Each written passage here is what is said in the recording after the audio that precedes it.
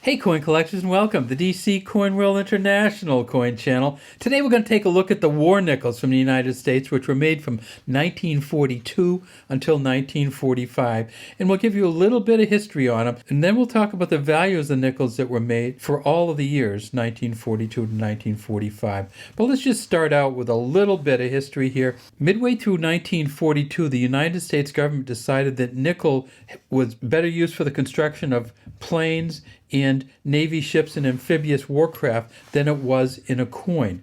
And so they took the nickel out of the coins and they substituted silver in for it. So what happened in 1942 was you had two different kinds of nickels made. These are the old original nickels, 75% copper, 25% nickel, smooth edge, pretty much all the same. Mint marks on the back. So this is a Philadelphia 1942, which has the nickel in it. This is the Denver, and you notice the mint mark is way down here on the side. Well, when they came out with the silver nickels, and these of course aren't full silver either, they are 56% copper, 35% silver, and 9% manganese. When they came out with these silver nickels, they put the mint marks on the back, and they put the mint marks on the back of all of them. So here's a Philadelphia, here's a regular Philadelphia Jefferson nickel, no mint mark on it at all. On the silver nickels, there's a P right up here on the back. And this is a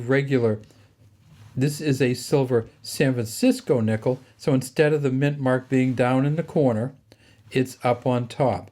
In 1942, they didn't make the Denver, but we'll see some of those from 1943. This coin is worth $5.08 just in silver melt value alone right now. So there's been a huge interest sparked in these coins, and you may start seeing many more of them around for sale because of the value has gone up so much. In 1942, they made about 58 million at Philadelphia and about 33 million at San Francisco. The best Philadelphia coins go for about $5,000. The best San Francisco coins go for as much as $8,500 if you get up to a mint state 68. So there's some expensive ones out there, but you have to have a lot more detail than this. And you notice these get really kind of muddy looking as they go along. If you ever see a Jefferson nickel that looks like this, you know that there's probably something fishy about it. And that is exactly what's going on here. This is a coin, a worn nickel, which was re-zinced. So these coins are generally, they're coated in zinc just to make them shiny, but the zinc wears off really quickly, and you get this coin here. So a coin like this is not going to be as valuable to most collectors as this coin because it has that zinc coating, which was put on probably very recently. They also made these coins in 1943. And here's the 1943 set right here. We see pretty much everything the same. Philadelphia there with the P, Denver there with the D, and San Francisco there with the S. At the Philadelphia Mint, they made 271 million, so they made a bunch. At the Denver Mint, they made 15 million, and at the San Francisco Mint, they made 104 million. So there's plenty of these out there, but not very many of them in good shape. If you get the best Philadelphia one, it's worth about $10,000.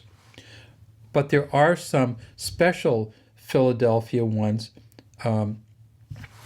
which have double die on the front, so there's some doubling here on them, and those can be worth as much as $7,500.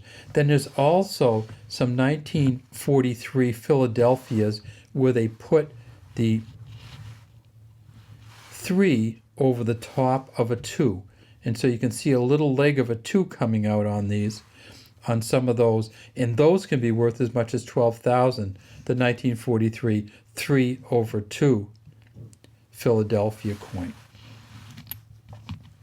At the San Francisco Mint, The best ones are worth about $7,500. And at the Denver Mint, the best of them are worth up to $20,000. It's a Mint State 68 plus, just a hugely good Denver nickel. They found 2 of them so far, and PCGS values them at about $20,000. In 1944, again, they made these at all 3 mints. You can see the S, the D, and the P. At Philadelphia in 44, the best ones are worth about $4,000. At Denver, the best ones are worth about $6,500. And at San Francisco, the best ones can be worth as much as $18,000. They made at least 3 Mint State 68s at San Francisco. And when you talk about a Mint State 68, you're going to have all the steps, you're going to have all the doors here, you're going to be able to see everything on here. You're going to be able to see this great kind of tie and a little cravat here. That's not this coin. But if you do get a really good one, it could be worth as much as $18,000. 1945, again, they made it at all 3 mints. And so you can see there's a Denver one here, Philadelphia, and San Francisco. At Denver, there are some Mint State 68 pluses worth $20,000. At Philadelphia, there are some Mint State 67 pluses worth $5,500, but there's also some double die reverses on these Philadelphia coins. So always look for the doubling up. You're probably going to need to really, really magnify it up in order to see any doubling there. And then at the San Francisco Mint, there are some Mint State 68s, and those go for as much as $8,500. And again, we talked about the 1945 rezinced coins. And if you do get one of these rezinced coins, it still has about as much silver in it, but it's much harder to sell, and most collectors don't want a coin like this that's been rezinced. So how can you tell this is not the original coin? Well, generally all you have to do is magnify it up and look at all the wear and the lack of detail here, and that's how you can tell this coin's been rezinced. And an expert can tell just by looking at the sides and looking at the back also. All right, well, that's all we have for today from DC Coin World International Coin Channel. There are a lot of these coins out there. They're worth about $5 each now, so take a look for them in your collection. But my feeling is for $5, I'd probably rather keep them in my collection than to sell them. All right, that's all we have today from DC Coin World International Coin Channel. We'd love to have you subscribe to the channel and leave any comments you have in the comment section.